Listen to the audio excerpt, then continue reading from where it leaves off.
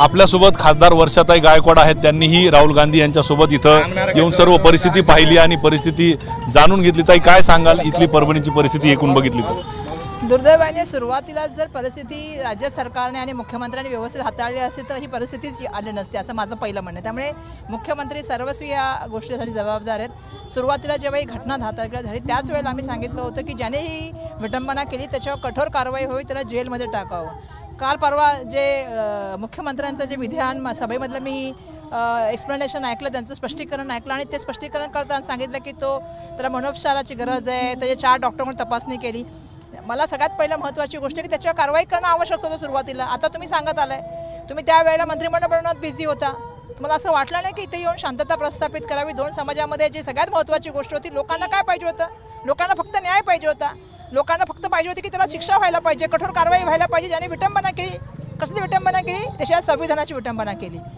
आणि ज्या वेळेला आपण देशाच्या संविधानाची शपथ घेऊन बसता पदावरती, मग ते अमित शहा असतील किंवा देवेंद्र फडणवीस असतील, यांची सगळ्यात पहिली जबाबदारी की संविधानाचे रक्षण केलं गेलं पाहिजे.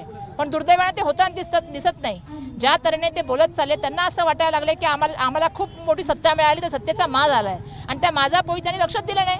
आणि काल 2 दुर्घटना झाल्या, ज्याच्यामध्ये सगळ्यात म्हणजे सोमनाथ सूर्यवंशीची मृत्यू झालाय, तो पोलीस कस्टडीमध्ये मृत्यू झालेला आहे. त्याच्या अंगावरती पूर्णपणे लागल्याचे जे मार्क आहेत आणि त्याच्या आईने पण सांगितलेलं आहे. त्याच्यानंतर मुख्यमंत्री महोदयांनी काय सांगितलं, देवेंद्र फडणवीसांनी, की नाही त्याला कुठेच लागलेलं नाही आहे, कुठल्याही तऱ्हेची त्याला इंजुरी नाही आहे, पोलीस स्टेशनला कुठली मारहाण केलेली नाही आहे. मग पोस्टमॉर्टम रिपोर्ट कसा आला? पोस्टमॉर्टम रिपोर्टमध्ये लिहिलेलं आहे ना, मल्टिपल इंजुरी शॉकमध्ये त्याचा मृत्यू झालेला आहे म्हणून. आणि त्याला क्रोनिक कुठलीतरी आधीपासून त्याला श्वसनाचा काहीतरी त्रास आहे म्हणून सांगण्यात आलं. म्हणजे खोटं बोलायचं सुद्धा भाजपा किती खोटं बोलू शकते याचं ते उदाहरण आहे. सरकार न्याय देईल का असं वाटतंय? सोमनाथच्या न्याय दिला नाही तर आम्ही नाही घेणार, आम्ही रडत राहणार. कसं नाही देणार नाही? असं की बाबासाहेबांनी आम्हाला संविधानिक खूप हत्यार दिलेले आहेत. आम्हाला अपेक्षा आहे की महामहिम राज्यपाल, महामहिम राष्ट्रपती तरी आम्हाला न्याय देतील. एका मुलाचा, तरुण मुलाचा, होतकरू मुलाचा त्याच्यामध्ये दुर्दैवाने खून झालाय. पोलीस यंत्रणेने त्या ठिकाणी जबाबदारी घ्यायला पाहिजे, होम मिनिस्टरांनी जबाबदारी घ्यायला पाहिजे. पण दुर्दैवाने त्या काळात आपल्या राज्याच्या मुख्यमंत्र्यांना मंत्रिमंडळात बनवत जास्त वेळ लक्ष होतं, त्यांना इथे लक्ष देता आलं नाही.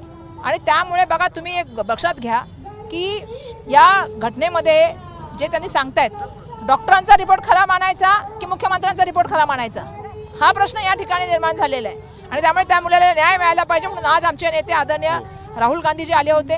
त्यांनी सुद्धा सांगितलेले की या पूर्ण घटनेची जबाबदारी मुख्यमंत्र्यांनी घ्यावी आणि न्याय मिळेपर्यंत लढण्याचं काम काँग्रेस पक्ष करणार, हे सुद्धा आमचे आदरणीय नेते राहुल गांधीजी जे आज आले होते, दोन्ही कुटुंबाला भेटले, त्यांचं सांत्वन केलं. पण त्याचबरोबर त्यांना आश्वासन सुद्धा दिलेले की त्यांच्या लढाईमध्ये आम्ही त्यांच्याबरोबर राहू आणि ही लढाईमध्ये त्यांना न्याय मिळेपर्यंत त्यांच्याबरोबर आम्ही लढण्याचं काम करू. धन्यवाद. या होत्या वर्षाताई गायकवाड यांनी सांगितलं की राहुल गांधी आणि काँग्रेसनं स्पष्ट केलं की जोपर्यंत न्याय मिळणार नाही तोपर्यंत आम्ही लढा देत राहू. कॅमेरा पर्सन धनंजय मुरारंटीसह पंकज क्षीरसागर, एबीपी माझा, परभणी.